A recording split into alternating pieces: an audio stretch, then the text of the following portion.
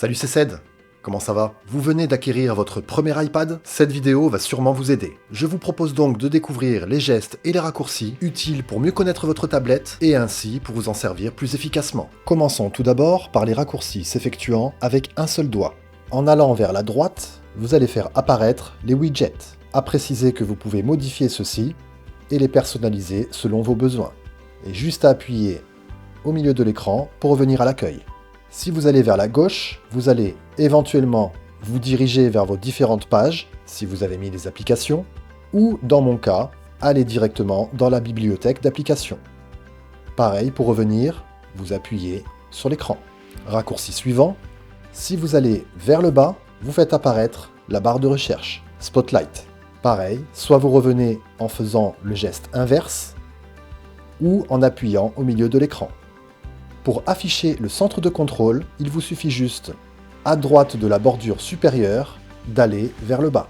Et vous pouvez ainsi accéder à vos différents réglages ou raccourcis. Pour revenir, vous appuyez au milieu de l'écran. Et si vous faites la même manipulation au milieu ou à gauche, vous allez dans le centre de notification. Pour revenir, il vous suffit de glisser du bas vers le haut de la bordure inférieure. Si éventuellement vous voulez noter quelque chose d'important, à partir du coin inférieur droit, vers le milieu de l'écran, vous affichez une note rapide. Dans le coin inverse, c'est-à-dire celui inférieur gauche, c'est pour faire une capture d'écran. Si éventuellement vous vous trouvez dans une application et que vous voulez quitter celle-ci, donc revenir à l'accueil, il vous suffit tout simplement, à partir de la bordure inférieure de votre écran, d'aller vers le haut. Et en faisant la même manipulation, mais avec une pause, vous accédez au sélecteur d'applications. Vous pouvez comme ça aller directement dans une de vos applications ouvertes, ou revenir à l'accueil en appuyant sur une zone non active de l'écran. Toujours pareil, vous êtes dans une application, et vous souhaitez faire apparaître le dock, c'est le même geste, sauf que vous le faites plus doucement. Et là, votre dock apparaît. Et si vous souhaitez d'une manière différente, basculer entre les applications ouvertes, à partir de la bordure inférieure de votre écran, vous allez vers la droite ou vers la gauche. Les prochains gestes sont des variantes des premiers démontrés, peut-être que vous les préférerez. Voici donc maintenant quelques variantes de gestes que vous allez exécuter avec plusieurs doigts.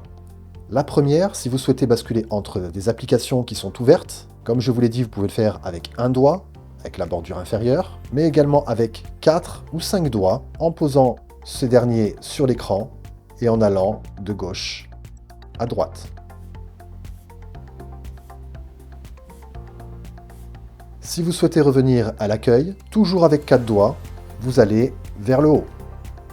Vous avez également une autre manière pour revenir à l'accueil. Avec vos 5 doigts, vous faites un pincement. Et si vous souhaitez faire apparaître le sélecteur d'application, ce sont les mêmes gestes, mais vous allez faire une pause à la fin de ces derniers. Donc 4 doigts vers le haut en faisant une pause, ou avec 5 doigts en faisant un pincement et en faisant une pause. Finissons par quelques raccourcis que vous exécuterez avec les différents boutons situés sur les tranches de votre iPad. Si vous souhaitez appeler Siri, tout simplement, vous faites un appui long sur le bouton Power. En appuyant 3 fois sur ce bouton, vous allez pouvoir accéder à une ou plusieurs options du menu Accessibilité. Ceux-ci sont des exemples que j'ai moi-même paramétrés, mais si vous souhaitez avoir les vôtres, rien de plus simple, vous allez dans Réglages, dans Accessibilité, vous descendez dans Raccourci Accessibilité et vous cochez ici les options que vous désirez. Vous avez aussi la possibilité de faire une capture d'écran avec ces boutons, en appuyant sur le bouton Power et en même temps sur l'un des boutons des volumes.